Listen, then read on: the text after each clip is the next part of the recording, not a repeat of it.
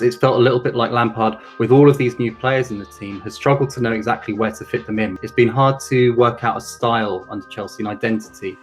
So Frank Lampard came in at a time when Chelsea had a transfer ban. He'd had 1 year of management at Derby in the Championship. He had a difficult job to take on at the time. They just lost Eden Hazard. The signings hadn't been great for quite a few years, and I think he did quite well in that first season. Along the way, there have been little successes here and there. Got to the FA Cup final. He very quickly promoted the young players, and that was a real success story for Chelsea last season. And you could point to the victories over Tottenham home and away, which were pretty impressive, over Jose Mourinho. He beat Manchester City as well. But then in the summer, the expectations changed.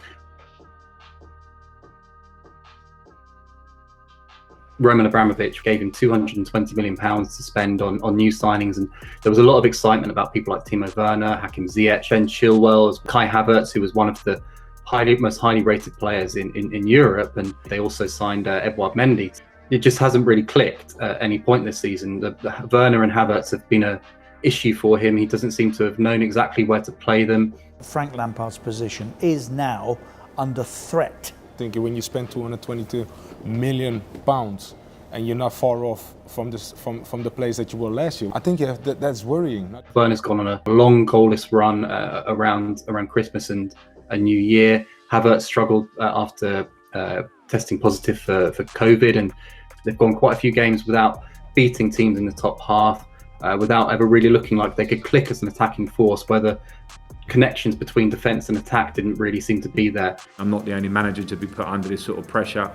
The lucky thing for me is that I'm good at handling the pressure. The challenges of coming up week after week against experienced Premier League managers, which is going to be difficult for anybody. It's difficult for people like Jurgen Klopp and Pep Guardiola to do that every week. So for a manager who really didn't have any kind of grounding in coaching, it was, I think, a bit of a it was certainly a bold move from Lampard and a bold move from Chelsea. The pressure remains constant in this job, and you know that in tough moments that will be there.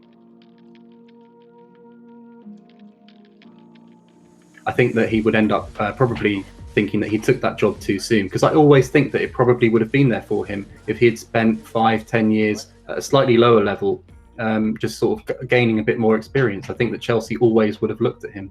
It's hard to see him. It's hard to see him dropping back down, wanting to drop back down into the Championship. It may also be hard to see a Premier League side wanting to take a gamble on him. We've seen countless managers struggle at Chelsea over the years, and top managers who have won so much across the game. And Jose Mourinho, to put it into context, has been sacked twice by Chelsea in the last 15 years. This was a really tough task for a manager who had absolutely no experience, who hadn't really spent a lot of time building up an identity of the way that he wanted his teams to play. And in the end, that's left him in quite a tricky spot.